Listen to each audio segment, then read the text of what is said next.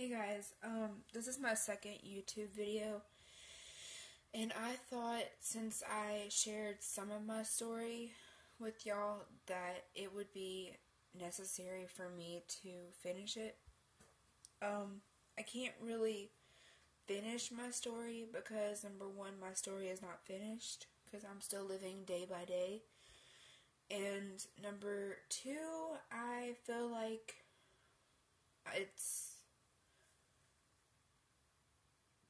I don't know, it's something.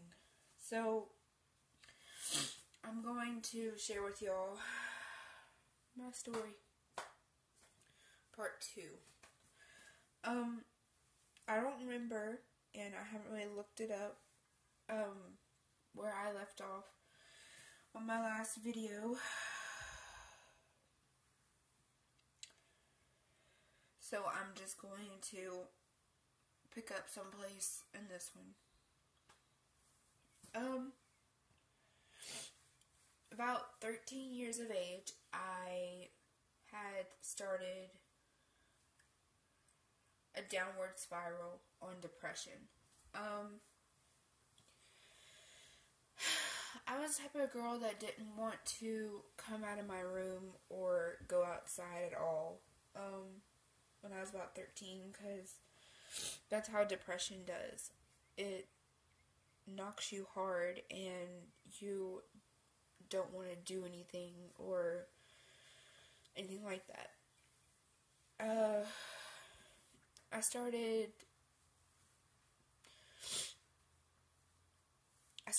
It all started when I was like 13, and I started looking up quotes on about depression and how I felt and stuff like that.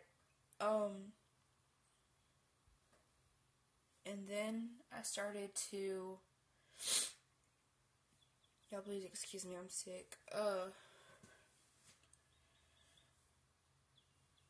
started to cut. It's been a couple months since the last time I have, but you can see my scars like right there. They're still visible. That's the word, if that is the word. I started to overdose as well. I would get these bottles of ibuprofen for my headaches, and they would be 800 milligram ibuprofen, and I'd take 5, 6 at a time, and wouldn't care if I would die or if I would live after taking it.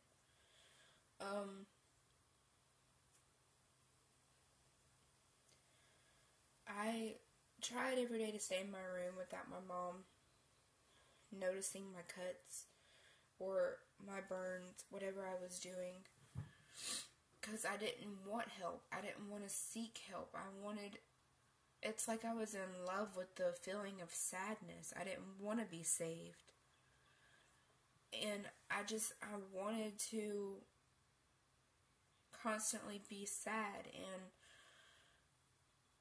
wanting to be depressed. I wanted the feeling of self-hatred towards myself. I didn't want to live. I didn't want to breathe. I just wanted to feel nothing and see darkness all around me all the time. And so I hid it from my mom, and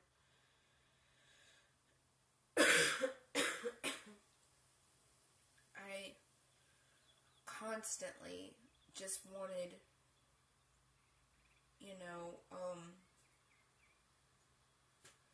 to stay in my room, to hide from the world. I didn't want to go outside. I didn't want friends to come over.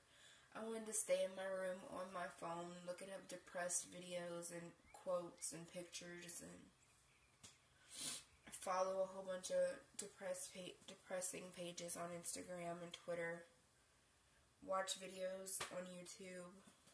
I wanted to feel depressed. I wanted to look for it, and I wanted to not let it stop. I wanted to continue it going. Excuse me. And then after a while, when I was 15, my mom found out that I was cutting. 15 or 14, one of those. And we ended up talking about it at my doctor's appointment, that I went for, like, sore throat and stuff like that. And they decided that they were going to send me to a psychiatrist because I needed help.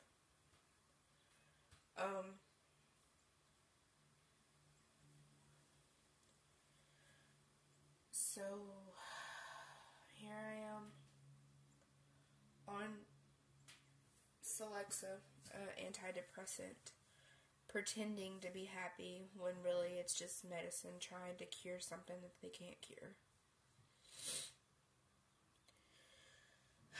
I'm also taking hydroxyzine for my anxiety and my aggravation, because I have days where I don't want to talk to anybody, and if anybody says the slightest stupid thing, I want to punch them in their throat.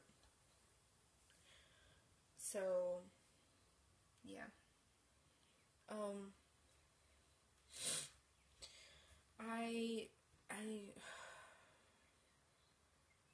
It's something to battle with something like this. Once you are depressed, it's like you have a whole different outlook on life. It's like everybody is just here for no purpose. Or at least that's what you see. But everybody else has a purpose and you don't. You start feeling worthless and suicidal, looking for a way out, a permanent way out, wanting all the pain and suffering to just end.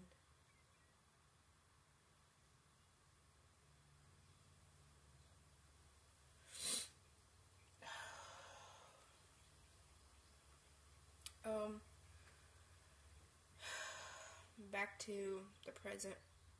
Recently, I was molested by my mom's former boyfriend, now ex-boyfriend, and I want everyone to know that if you have been molested, you're not the only one. And it wasn't because you did something wrong. It wasn't. It took me the longest time to realize that. It's not my fault. And I want y'all to know that you can get through this. You can. You can always get through this. Think about how much you have been through already. If you can get through that, you can get through this. There's no obstacle that God would put you to if He wouldn't get you through it. Just have faith and put it in God's hands, and you can get through this. But make sure that you tell someone. You can't just let it keep happening and keep happening to you. You are worth so much more. So much more. You don't deserve someone to sexually abuse you. You don't. You need a man that's going to treat you right and that's right for you. You don't need someone that is trying to put it in your head that he's right for you, when really it's completely wrong. So if you are being molested, I did not almost fall.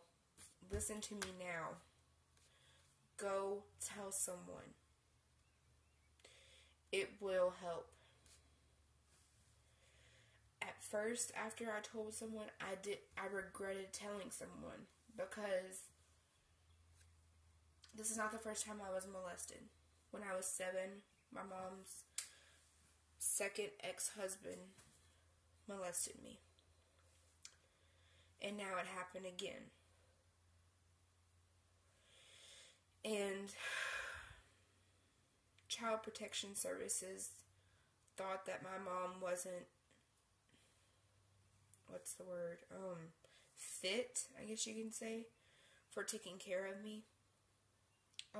They decided to put me in foster care for a couple of days.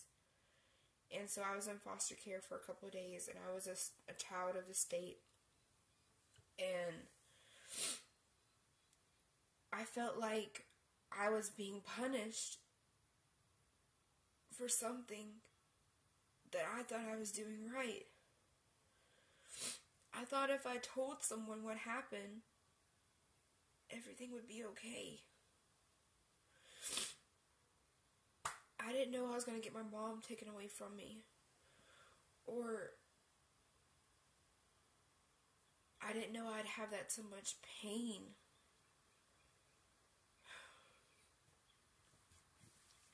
But I mean, at first, I regretted telling everyone because I didn't want to never be able to see my mom again. I love my mom with all my heart, and I tell her everything. I don't keep nothing from her. She knows that I'm bisexual. She knows how much I like girls. I like girls more than I like guys. That's just me. And I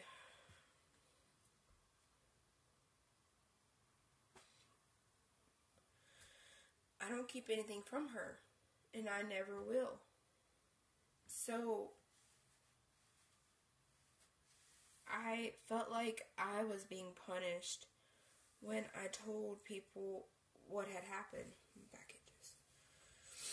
Because my mom wasn't in my life. But I have her back in my life now, and I'm glad that she's in my life. And I'm glad that she's helping me through this journey that I'm going through. And I wouldn't trade her for the world or anything. I'm not going to go into detail on what he did, because I don't want to have to relive that. It's already in my mind, and I don't want to talk about it.